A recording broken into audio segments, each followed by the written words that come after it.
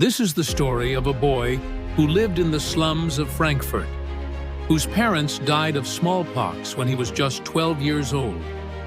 He shared a tiny room with 30 others and wasn't allowed to pursue his desired business. Later on, this boy's family became not just Europe's, but the world's wealthiest family. This family became so obsessed with money that, at one point, they decided their people would only marry within the family to grow their business. To expand, the family sent their 5 sons to different places to control the entire world. In the 19th and 20th centuries, they loaned money to entire countries and saved many from bankruptcy. They even financed Indian railways. The bank, which holds so much gold today, was saved from ruin by this family's loans. They could sell more gold than the GDP of the whole state of Maharashtra in one go. Even powerful people like the current French president were their employees. Not only this, they have 1,800 palaces, whose total value is so much Mukesh Ambani's Intellia, which is the world's most expensive house. We can build it everywhere, and even then we will have billions of dollars left. We are talking about the famous Rothschild family, which is the richest and most powerful family in the world. The mother of 5 brothers of this family once said this: "Don't worry, there won't be any more wars in Europe, because the sons will no longer give money to any country to fight the wall." The story begins with Meyer Rothschild, who was born in 1744 in Frankfurt, Germany. The family that happened in the year was Jewish, and at that time the juice was... There was so much discrimination that the juice was then discriminated against in Frankfurt. Judon was kept in a small settlement called Gess outside the town, and the place was so congested that Mayor Rothschild had a small... The house was only 11 feet wide and had more than 30 feet in it. People lived. Mayor Rothschild was the first to deal with gold coins. After years of hard work, the mayor became so successful that he started dealing with Europe's richest royal family. Here, he even managed all of Prince William's wealth and finances. The mayor was rich, but he wasn't satisfied with this. He wanted to generate wealth that would last for generations, about 100 years. For this, he did 2 smart things that no one else had thought of then. The first strategy was that when the mayor learned Prince William was buying lots of gold coins from the market, before this news spread, the mayor would borrow many gold coins and buy them from the market at cheap prices.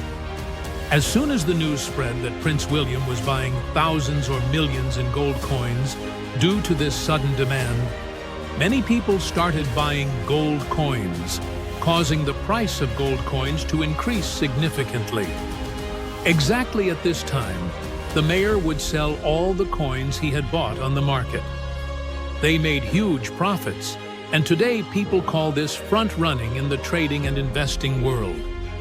The second decision was that, in the early 1800s, across all of Europe, the Industrial Revolution was in full swing. Many countries were competing or fighting with each other. The mayor knew that this was a massive opportunity for his family.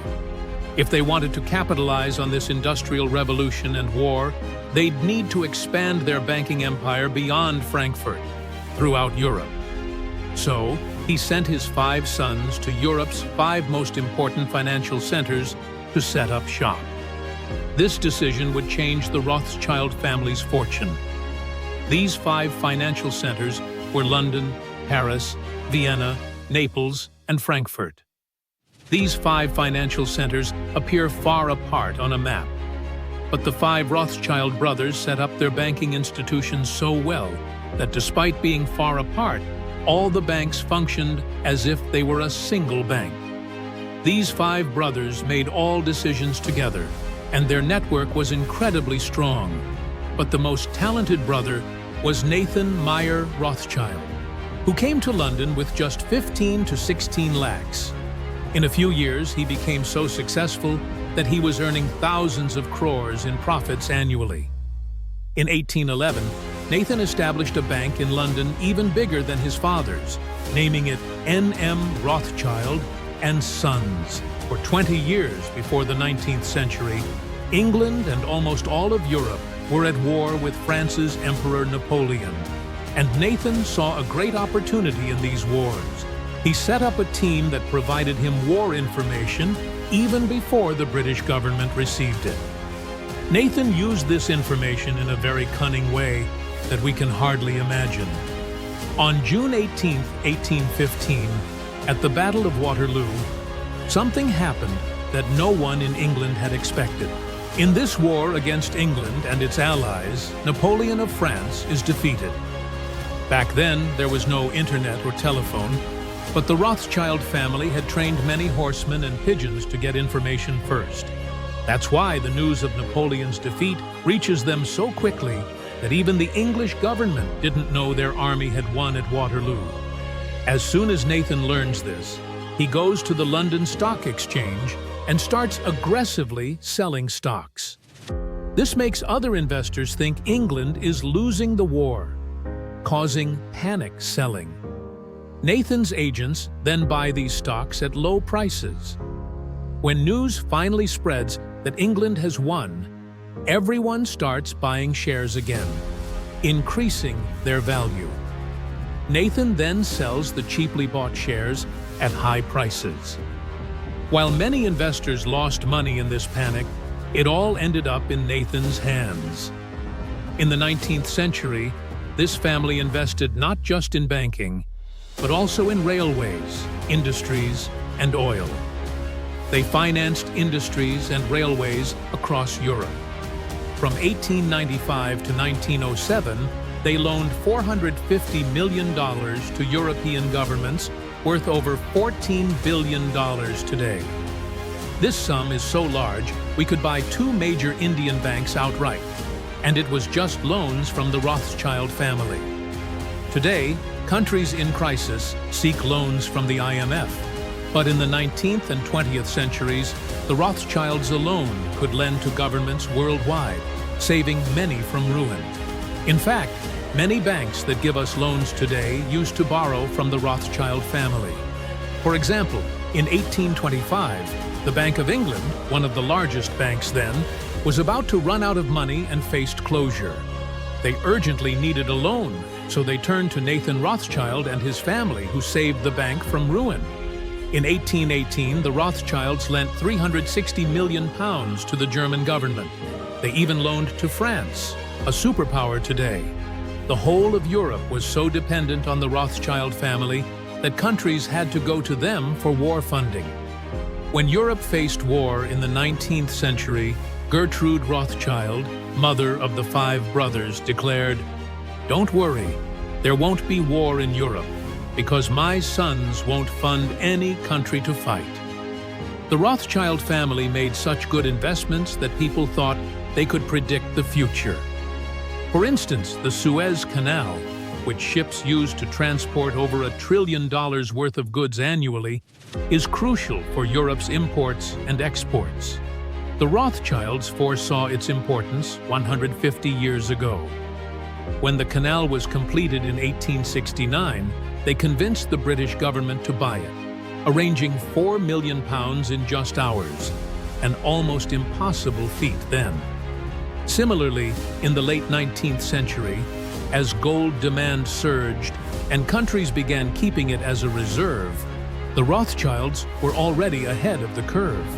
Surprisingly, the Rothschild family predicted this gold demand 20-30 years ago and was investing in many large gold and silver mines worldwide. In 1893, during the U.S. gold crisis, the government called J.P. Morgan, a wealthy man, asking him to quickly arrange gold to avoid a major problem. J.P. Morgan knew then that only one family in the world could help him. They contacted the Rothschild family and bought nearly 100,000 kilos of gold, now worth over 5 lakh crores. This exceeds Maharashtra's GDP, India's richest state. Similarly, in the 19th and 20th centuries, many car companies emerged as petrol-powered cars began production. Global oil demand was rapidly increasing. Surprisingly, the Rothschild family anticipated this demand in 1883. They invested in the world's first oil wells in Baku and Azerbaijan to control global oil supply.